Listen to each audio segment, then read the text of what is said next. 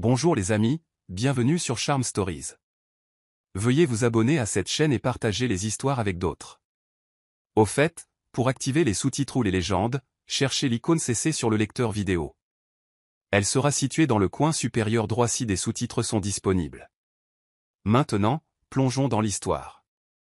Adélaïde Bellagio était assis dans son grand bureau, la vue imprenable sur la ligne d'horizon de Lagos scintillant sous le soleil de fin d'après-midi.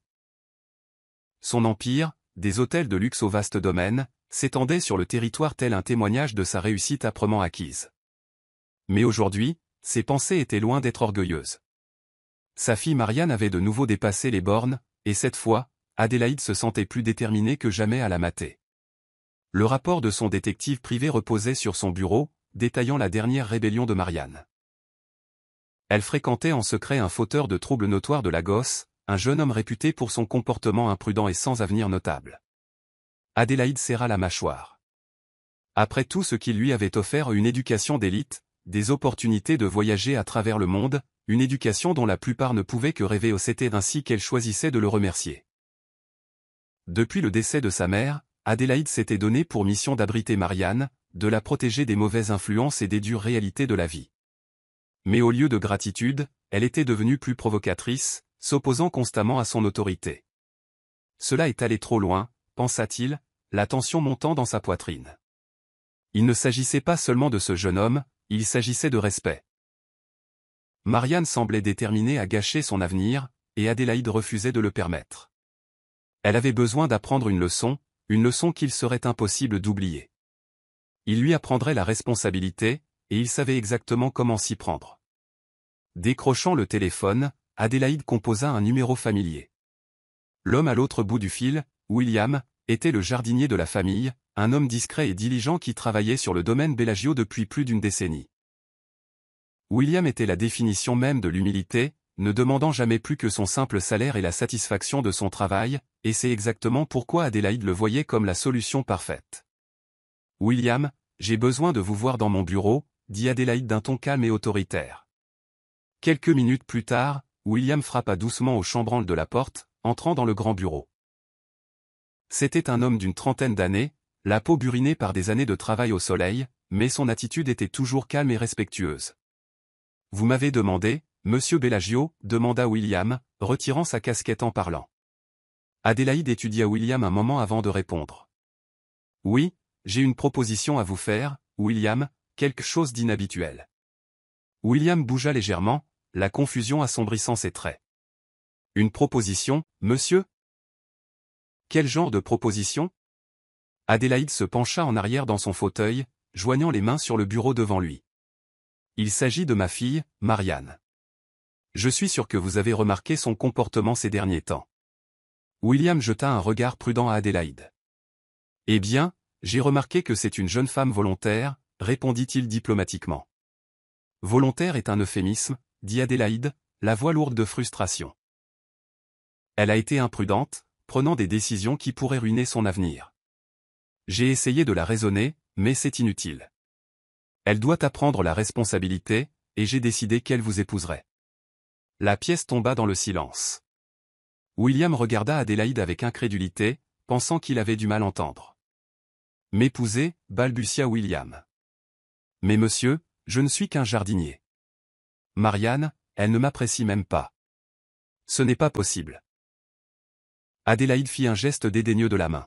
« Il ne s'agit pas de savoir si elle vous apprécie ou non. Il s'agit de discipline. Vous êtes un homme bon, William. Travailleur, fiable. Vous représentez tout ce que Marianne doit apprendre. Elle finira par comprendre ce qu'est réellement la vie quand elle ne sera plus entourée de luxe. Et vous ?» Adélaïde marqua une pause, adoucissant légèrement son ton, « serez généreusement dédommagé pour votre coopération. » William était toujours sous le choc. « Mais monsieur Bellagio, Marianne, cela ne marchera pas. Elle est indépendante. Je ne pense pas qu'elle acceptera cela, monsieur. » Le regard d'Adélaïde se durcit. « Il ne s'agit pas de ce que l'un ou l'autre veut. Vous n'avez pas le choix dans cette affaire, William. Elle non plus. » Il se leva, se dirigea vers la fenêtre et regarda la ville animée en contrebas.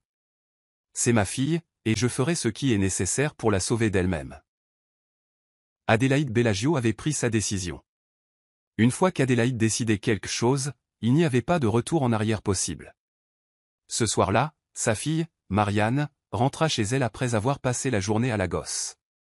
Elle franchit la grande entrée de leur manoir, ses talons claquant sèchement sur le sol en marbre, ignorant l'orage qui couvait à l'intérieur de la maison. Adélaïde l'attendait dans le salon, assis avec un air d'autorité que Marianne reconnut immédiatement. Ce n'était pas une simple conversation. Quelque chose de sérieux allait se produire. Marianne, l'appelait-il alors qu'elle passait. Sa voix était calme, mais il y avait une fermeté qui la fit s'arrêter. Avec un soupir irrité, elle se tourna vers lui. « Quoi encore, papa ?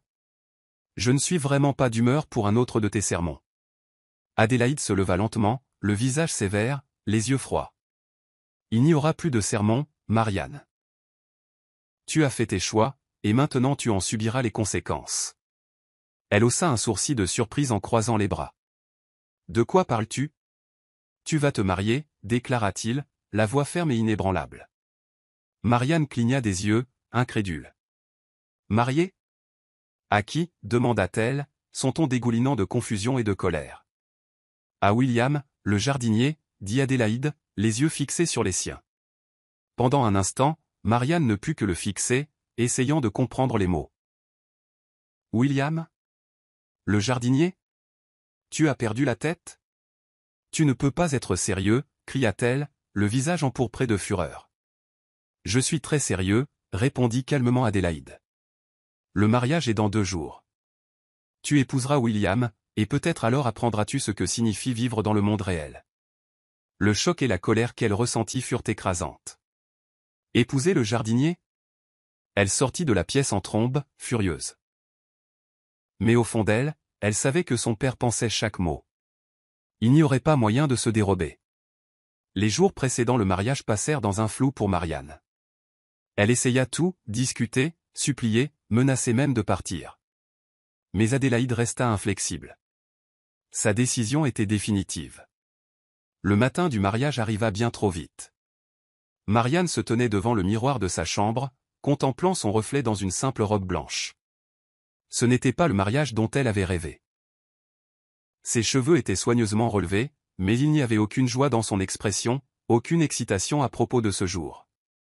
La réalité de la situation pesait sur elle comme un lourd fardeau. « Je ne peux pas croire que cela arrive », murmura-t-elle pour elle-même, secouant la tête. Le miroir reflétait ses yeux troublés, et la personne qui la regardait ne ressemblait même pas à la Marianne qu'elle était autrefois. Le soleil brillait intensément à l'extérieur, projetant une lueur dorée sur les vastes jardins du domaine Bellagio. C'était une journée parfaite pour un mariage, du moins en apparence. Mais pour Marianne, c'était comme si le monde s'effondrait autour d'elle. Un coup à la porte la tira de ses pensées. C'était son père. Bien sûr. Il entra dans la pièce, son expression toujours aussi sévère. « Marianne, dit-il, la voix ferme. C'est l'heure. » Elle se tourna pour lui faire face, les yeux flamboyants de défi. « Tu sais que c'est mal, papa. Tu le sais, n'est-ce pas ?» Adélaïde ne broncha pas, « C'est pour ton bien, Marianne, tu le verras avec le temps. » Ses poings se serrèrent le long de son corps, et pendant un instant elle voulut crier, mais elle savait que cela ne ferait aucune différence. Rien ne le ferait changer d'avis. Résignée à son sort, elle suivit son père en bas et dans le jardin, où un petit groupe d'invités s'était rassemblé. Pendant qu'elle marchait, son esprit s'emballait. Elle ne pouvait pas croire qu'elle était sur le point d'épouser William, un homme qu'elle connaissait à peine, quelqu'un qu'elle n'avait jamais même considéré comme faisant partie de son monde. William se tenait près de l'arche, l'air tout aussi mal à l'aise qu'elle. Il portait un costume simple, et bien qu'il essayât de paraître calme, il y avait une gaucherie chez lui qui ne faisait qu'empirer la situation pour Marianne. Il était clairement déplacé dans ce cadre grandiose, tout autant qu'elle était déplacée dans ce mariage. L'officiant sourit chaleureusement comme si c'était une occasion normale et joyeuse. Marianne eut envie de lever les yeux au ciel. Il n'y avait rien de joyeux à cela. Elle écouta à peine le début de la cérémonie, ses pensées vagabondant vers des moyens de s'échapper. Mais avant qu'elle ne s'en rende compte, ce fut au tour de William de parler. Sa voix était calme et posée alors qu'il récitait ses vœux, et pendant un instant Marianne capta quelque chose dans ses yeux, quelque chose auquel elle ne s'attendait pas. Il n'était pas heureux de cela non plus. Bien sûr qu'il ne l'était pas. Pourquoi le serait-il? Il n'avait pas plus demandé cela qu'elle, et pourtant il était là, remplissant son rôle tout comme elle. Quand ce fut son tour de parler, les mots semblèrent étrangers et lourds sur sa langue. « Oui, je le veux », murmura-t-elle, à peine audible. Et voilà, c'était fait. Elle était maintenant Madame William. Quelque chose. Elle réalisa qu'elle ne connaissait même pas son nom de famille. Alors que la cérémonie se terminait, le petit groupe de spectateurs applaudit poliment.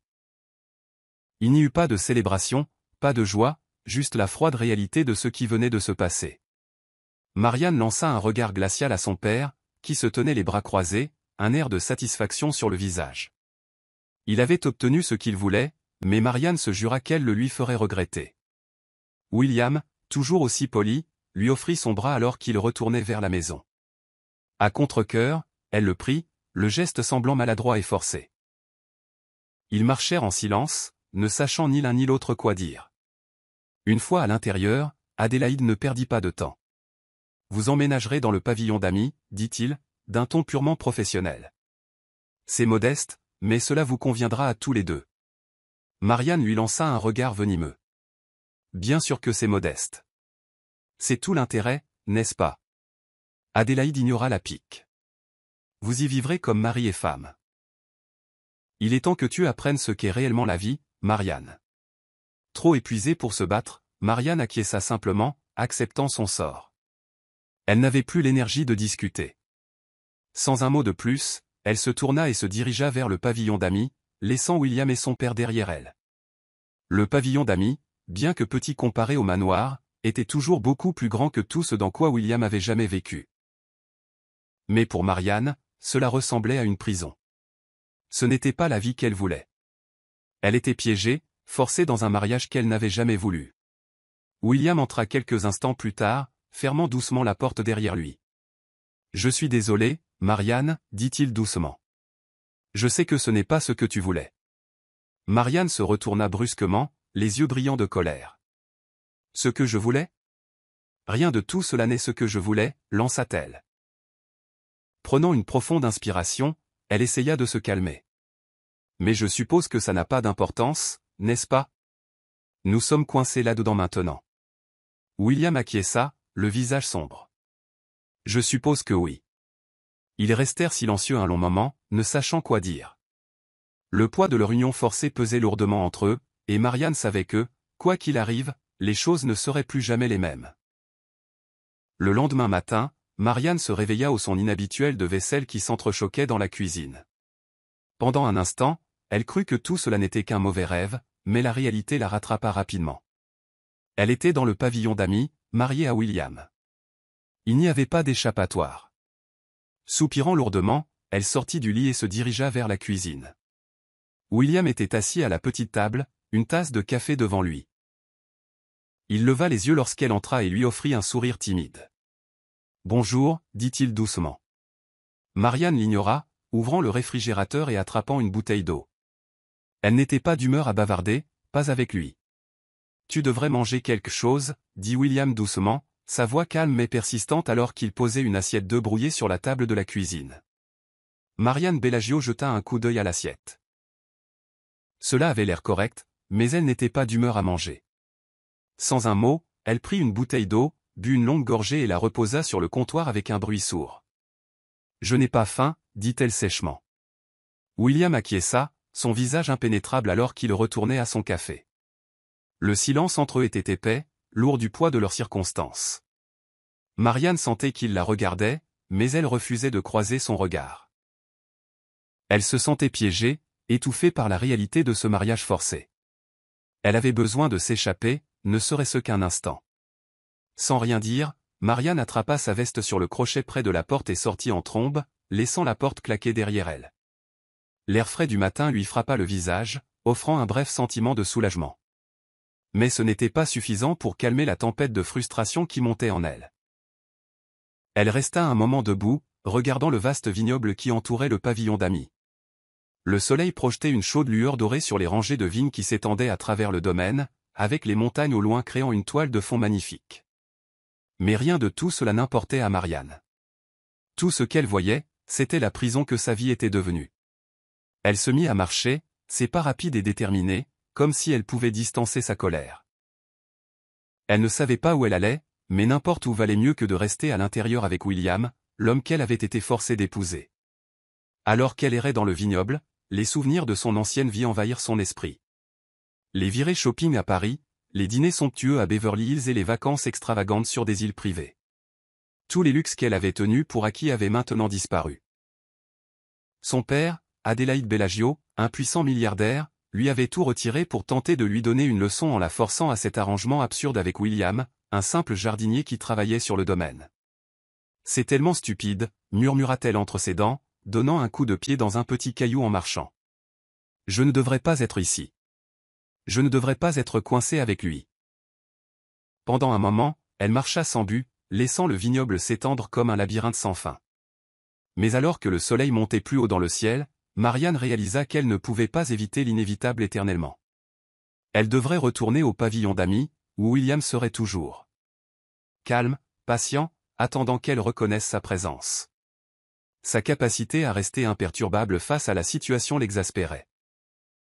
Comment pouvait-il être si calme alors que toute sa vie avait été mise en pièces? Quand elle retourna à la maison, la cuisine était vide. William avait nettoyé la vaisselle du petit déjeuner et avait disparu, probablement en train de travailler dans le jardin. Marianne ressentit une petite pointe de culpabilité, sachant qu'il avait essayé d'être gentil en lui préparant le petit déjeuner. Mais elle repoussa rapidement ce sentiment. Il ne s'agissait pas de gentillesse. Il s'agissait de sa vie ruinée, et des œufs brouillés n'allaient pas arranger ça. Elle erra dans le salon et s'effondra sur le canapé, fixant le plafond d'un air absent. Le temps semblait s'étirer alors qu'elle restait allongée là, chaque minute paraissant une éternité. Ses jours de luxe et d'excitation étaient terminés, du moins pour un avenir prévisible. Il n'y avait plus de fêtes, plus de virées shopping à planifier. Elle était coincée, et elle n'avait aucune idée de ce qu'il fallait faire ensuite. Alors que le soleil commençait à se coucher, Marianne entendit la porte d'entrée grincer. William entra, le visage rougi par une journée de travail dans le jardin. Il essuya la sueur de son front et jeta un coup d'œil à Marianne, cherchant sur son visage un signe de ce qu'elle ressentait.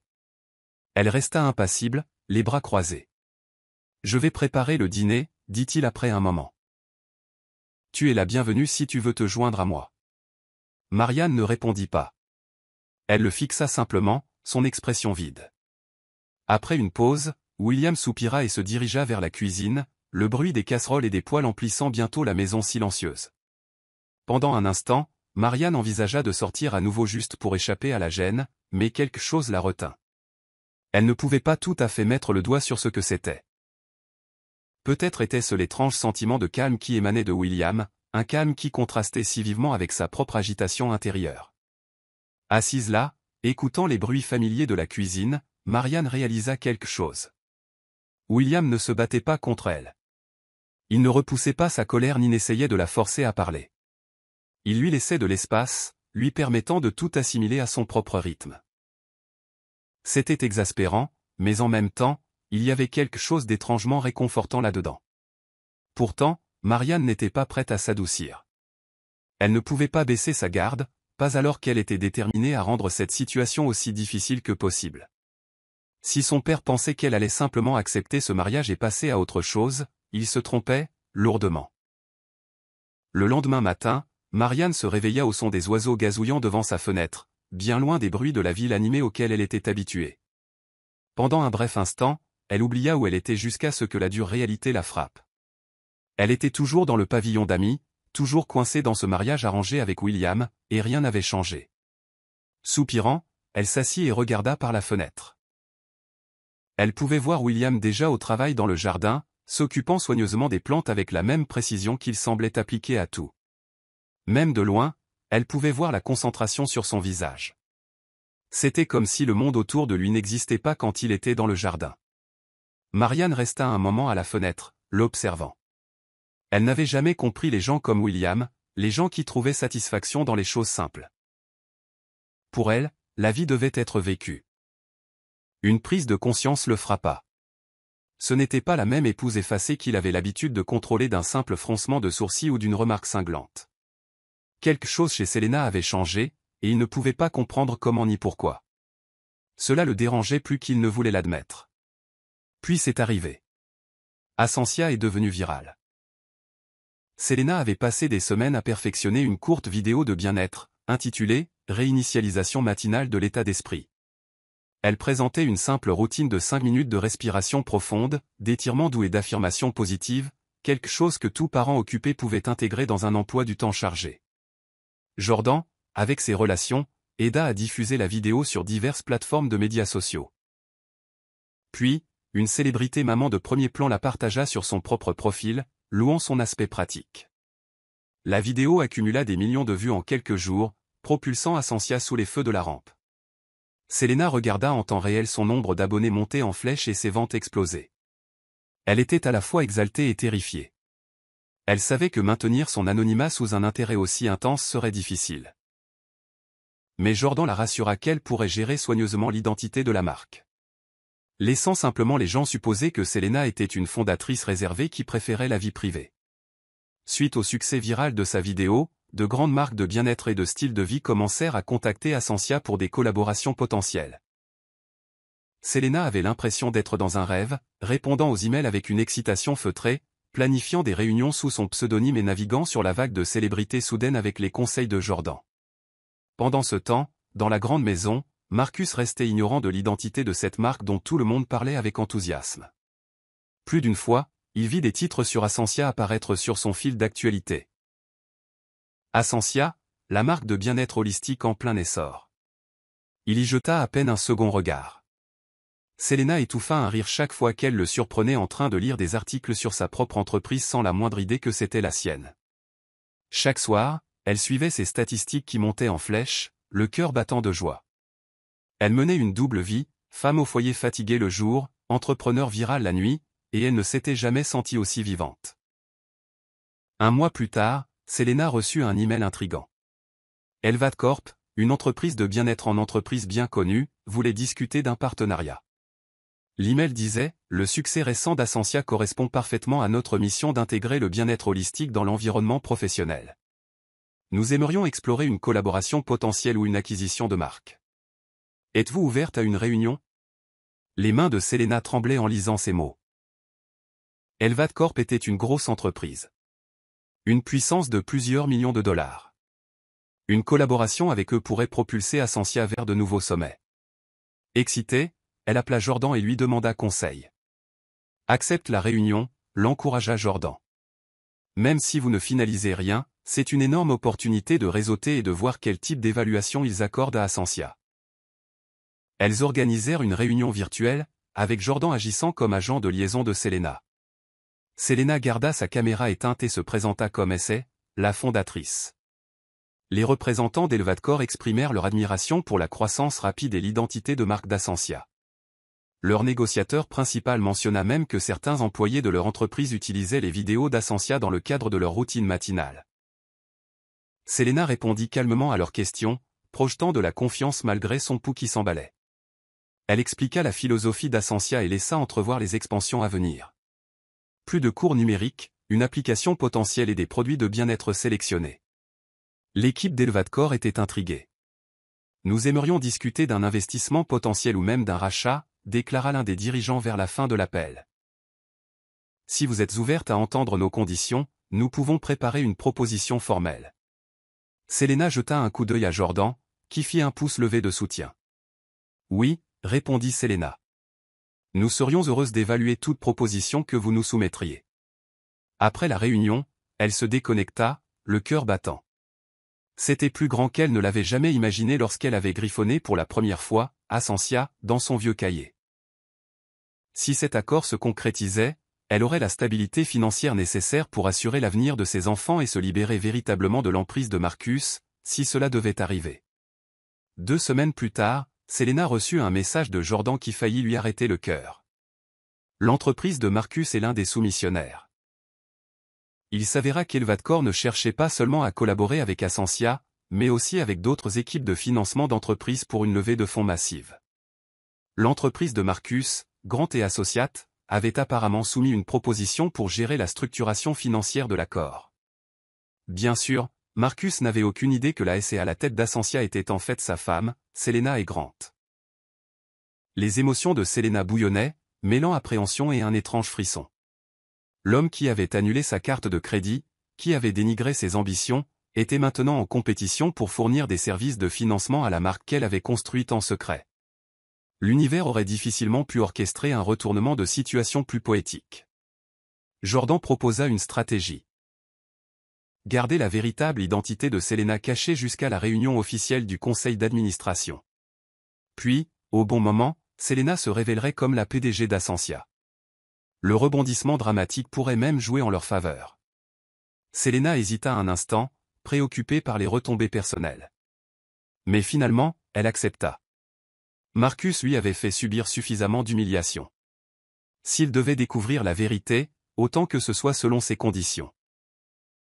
Dans les jours précédant la grande réunion du conseil d'administration avec Elvad Corp, Selena avait l'impression de marcher sur une corde raide, équilibrant secret et anticipation. Elle avait hâte de voir l'expression sur le visage de Marcus lorsqu'il réaliserait que la marque que son entreprise courtisait appartenait en fait à l'épouse qu'il avait si facilement rejetée. Marcus était dans son bureau lorsqu'il vit l'objet de l'email clignoter sur son écran. Ordre du jour et liste des participants de la réunion du conseil d'administration d'Ascensia. Intrigué, il l'ouvrit. Son entreprise avait travaillé sans relâche sur une proposition pour Ascensia, une étoile montante dans l'industrie du bien-être. Personnellement, il n'avait qu'une vague connaissance de la marque, mais reconnaissait qu'il s'agissait d'une perspective intéressante. Il fit défiler l'email, parcourant l'ordre du jour 6 juin. Ses yeux se posèrent sur une ligne qui le glaça sur place, PDG d'Ascensia, SE, Selena et Grant. Marcus cligna des yeux. Selena et Grant? Était-ce une coïncidence, ou était-ce sa Selena? Il relut. Le texte était sans ambiguïté. La fondatrice et PDG d'Ascensia était Selena et Grant, la femme avec qui il était marié depuis plus d'une décennie. Il sentit son rythme cardiaque s'accélérer, la confusion et l'incrédulité inondant son esprit. Selena aurait-elle pu créer une marque entière sans qu'il le sache? Il parcourut fébrilement les documents, cherchant une erreur, un contact différent. Mais c'était là, noir sur blanc. Selena devait assister à la même réunion du conseil d'administration où Grant & Associates présenteraient leur montage financier à Ascensia et Elvad Corp. Elle n'était pas répertoriée comme partenaire mineur ou consultante. Elle était la PDG. Tout ce qu'il avait lu sur Ascensia dans les journaux, les vidéos virales, les ventes fulgurantes, l'intérêt majeur des entreprises, avait été l'œuvre de sa femme. Il fixa son téléphone, à moitié tenté d'appeler Selena sur le champ. Mais il se sentait paralysé par le choc.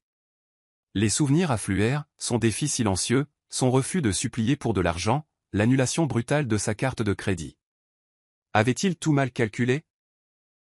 Un tourbillon d'émotions en colère, confusion, un sentiment pervers d'admiration le secoua. Il chercha son téléphone en tâtonnant mais hésita. Que dirait-il même? Les mains tremblantes, il cliqua sur le lien de la réunion. L'événement était prévu pour la fin de la semaine.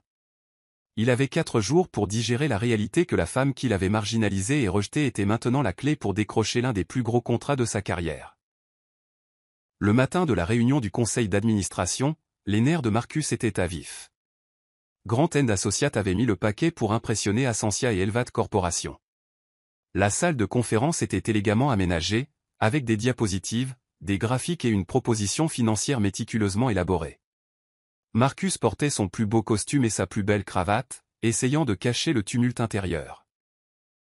Selena arriva avec Jordan à ses côtés, dégageant une aura de calme confiance. Sa tenue était élégante et professionnelle, mais sa présence était encore plus imposante. Au moment où Marcus la vit entrer, sa gorge s'assécha. Elle le salua d'un signe de tête poli, comme s'il n'était qu'un autre dirigeant dans la pièce. Elle prit place à la tête de la table, un représentant d'Elvad Corporation à sa gauche, Jordan à sa droite. Un silence tomba sur la salle alors que la réunion commençait. Le représentant d'Elvad Corporation ouvrit la séance par une déclaration sur la synergie et le bien-être en entreprise. Puis vint le moment pour Grant & Associates de présenter leurs propositions. L'un des associés juniors de Marcus commença à parler, tandis que des diapositives sur les structures financières potentielles défilaient à l'écran. Marcus se força à maintenir son sang-froid, mais il sentait le regard de Selena sur lui. Il rassembla enfin le courage de la regarder. Leurs yeux se croisèrent un très bref instant, et il vit une étincelle dans ses yeux, un mélange de triomphe, de douleur et de force inflexible. Lorsqu'il fut temps de poser des questions, Selena se pencha en avant. « Votre proposition est intéressante, dit-elle en parcourant les documents devant elle. Mais je suis curieuse du calendrier. À quelle vitesse pouvons-nous espérer un retour sur investissement sans compromettre l'intégrité de notre marque ?» Marcus s'éclaircit la gorge. « Nous avons structuré le calendrier de manière conservatrice, tout en laissant une marge pour des retours plus rapides si le marché continue de favoriser la croissance d'Ascensia. » Selena hocha la tête. « Je vois. Et comment Grand End Associates prévoit-il d'intégrer les taux holistiques d'Ascensia dans l'architecture financière, compte tenu notamment de l'impact psychologique sur les employés et les partenaires ?» C'était une question habile, qui mariait sens du marketing, intelligence émotionnelle et sens des affaires. Marcus tenta de répondre de manière articulée, mais il était toujours sous le choc du fait que la femme qui le cuisinait était sa propre épouse, quelqu'un qu'il avait sous-estimé pendant bien trop longtemps. Selena écouta attentivement, prenant des notes, son visage ne révélant rien. La tension dans la pièce était palpable, bien que seules quelques personnes soient conscientes des courants sous-jacents personnels. À la fin de la présentation, Elvat Corp remercia Grand End Associates pour leur temps. La réunion fut levée avec des promesses de discussion de suivi. Marcus se tenait près de la porte, ne sachant pas s'il devait approcher Selena. Finalement, il rassembla son courage. « Selena » commença-t-il à voix basse. « Pouvons-nous parler ?» Elle le regarda froidement. « J'ai une autre réunion. Peut-être une autre fois. » Il se hérissa de son renvoi mais se mordit la langue. Jamais au grand jamais il n'avait imaginé un scénario où il la supplierait pour un moment d'attention. La réunion de suivi eut lieu quelques jours plus tard, et cette fois, ce fut un groupe plus restreint où juste Selena, Marcus, Jordan et un représentant senior d'Elvat Corporation. Ils se réunirent dans une salle de conférence haut de gamme surplombant la ville. Les enjeux étaient élevés. Ils finalisaient les termes. Marcus commença la réunion en exposant les derniers ajustements à la proposition. Sa voix vacilla légèrement alors qu'il tentait de maintenir une apparence de normalité. Il conclut en disant « Nous pensons que cette structure servira au mieux les objectifs d'expansion d'Ascensia et le positionnement stratégique d'Elvat Corporation. » Selena marqua une pause, échangeant un regard avec Jordan. Puis elle posa son stylo. « Tout semble approprié d'un point de vue commercial, dit-elle d'une voix égale. Mais j'ai des réserves personnelles. » Marcus déglutit. « Personnelles ? Voudriez-vous développer ?» Selena le dévisagea d'un regard calme. « Bien sûr. Je suis prudente quant aux personnes avec qui je m'associe. La confiance est primordiale. Pas seulement en matière de finances, mais aussi en termes de valeurs et de respect mutuel. » Elle laissa ces mots en suspens, observant la mâchoire de Marcus se crisper. Le représentant d'Elvat Corp s'éclaircit la gorge, sentant la tension mais n'en saisissant pas pleinement l'origine. Jordan observait simplement, arborant un sourire entendu. Selena continua, sa voix inébranlable. « Vous avez bloqué ma carte de crédit, Marcus. Grand End Associates m'a effectivement coupé l'accès aux finances pendant une période difficile, et j'ai appris à me débrouiller seul. » Elle reporta son attention sur le représentant d'Elvat Corporation. « Maintenant, je suis en position de décider si je dois permettre à Grand End Associates de gérer les finances de ma marque. » Le visage de Marcus devint rouge. Il voulait s'enfoncer dans le sol, mais il parvint à parler. « Selena. C'était un malentendu. Ce n'était jamais destiné à... » Elle l'interrompit doucement, mais fermement. C'était exactement ce que ça paraissait être. Une tentative de contrôle. Ironiquement, c'est devenu ma motivation. Un silence emplit la pièce, lourd du poids de la révélation personnelle. Marcus baissa les yeux sur ses chaussures vernies, souhaitant pouvoir remonter le temps. La voix de Selena prit une fermeté tranquille. « Alors vous voyez, Monsieur Grant, je dois peser si un partenariat avec vous correspond aux valeurs d'autonomisation qu'Ascensia représente. Vous m'avez bloqué, maintenant c'est moi qui signe votre chèque de paie, si je le choisis. » Un silence suivit. Marcus sentit les yeux du représentant d'Elvat Corp faire la navette entre lui et Selena. Il balbutia. « Nous, Grand End Associates serions honorés de gérer l'expansion financière d'Ascensia. Nous respectons profondément votre travail, votre marque, et vous. » Selena échangea un regard avec Jordan. Finalement, elle hocha la tête. Nous examinerons votre proposition. Mais la confiance n'est pas quelque chose que l'on regagne simplement avec des excuses. Elle se construira avec le temps, par des actes. Sur ce, la réunion fut levée. Le représentant d'Elvat Corp parut à la fois impressionné et déconcerté par le courant sous-jacent dont il venait d'être témoin. Marcus resta figé, réalisant qu'il devait maintenant faire ses preuves auprès de la femme qu'il avait si totalement sous-estimée, et ce, dans une salle de conseil très publique. La nouvelle de la collaboration potentielle d'Ascensia avec Elvat Corp se répandit comme une traînée de poudre dans le monde des affaires.